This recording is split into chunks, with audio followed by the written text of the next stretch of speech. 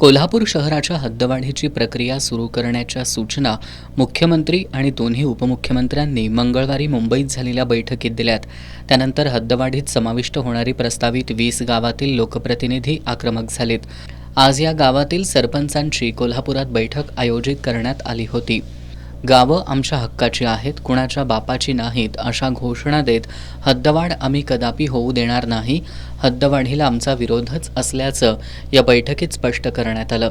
हद्दवाढ करण्याऐवजी प्राधिकरण सक्षम करा आणि गावांचा विकास करा अशी मागणी करण्यात आली. 8 गावांसाठी हद्दवाढीची प्रक्रिया सुरू करण्याच्या सूचना करण्यात आल्या असल्या तरी आम्हाला विश्वासात घेतलं नसल्याचा आरोप यावेळी करण्यात आला. त्यामुळे आता रस्त्यावरच्या लढाईबरोबरच प्रसंगी न्यायालयीन लढा देण्याचा निर्णय या बैठकीत घेण्यात आला. आता आमचं एकमत वज्रमुठ म्हणून आमची 20 गावची पहिल्यापासून आहे, आत्ता पण आहे, इथून पुढं पण राहणार. यासाठी रस्त्यावर उतरायला लागलं तर रस्त्यावर उतरणार आणि न्यायालयापर्यंत पोचायला लागलं तर अगदी शेवटच्या न्यायालयापर्यंत आम्ही सगळे मिळून त्या ठिकाणी लढा उभा करणार. आमदार राजेश क्षीरसागर यांनी अनेक वेळा गावांना विश्वासात घेण्याचा शब्द दिलाय, मात्र मंत्रालयात बैठक घेऊन ते हद्दवाढीसाठी दबाव आणत असल्याचा आरोप यावेळी करण्यात आला.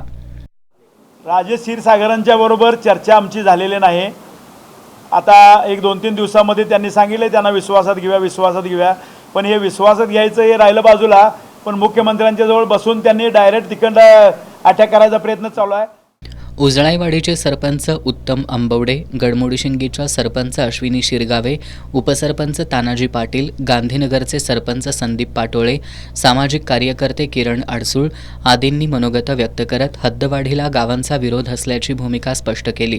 बैठकीला बालिंग्याच्या सरपंच राखी भवड, पाचगावच्या सरपंच प्रियांका पाटील, कळंब्याच्या सरपंच सुमन गुरव, नागदेवाडीच्या सरपंच अमृता पोवार, वळिवडेच्या सरपंच रुपाली कुसाळे, सरनोबतवाडीच्या सरपंच शुभांगी अडसूळ, नागावच्या सरपंच विमल शिंदे, मोरेवाडीचे सरपंच A.V. कांबळे, गोकुळ शिरगावचे सरपंच चंद्रकांत डावरे, कंदलगावचे सरपंच राहुल पाटील, पाडळीचे सरपंच तानाजी पालकर, आंबेवाडीचे सरपंच मारुती पाटील, पीरवाडीच्या सरपंच अनिता खोत यांच्यासह ग्रामपंचायत सदस्य, माजी सरपंच आणि ग्रामस्थ उपस्थित होते.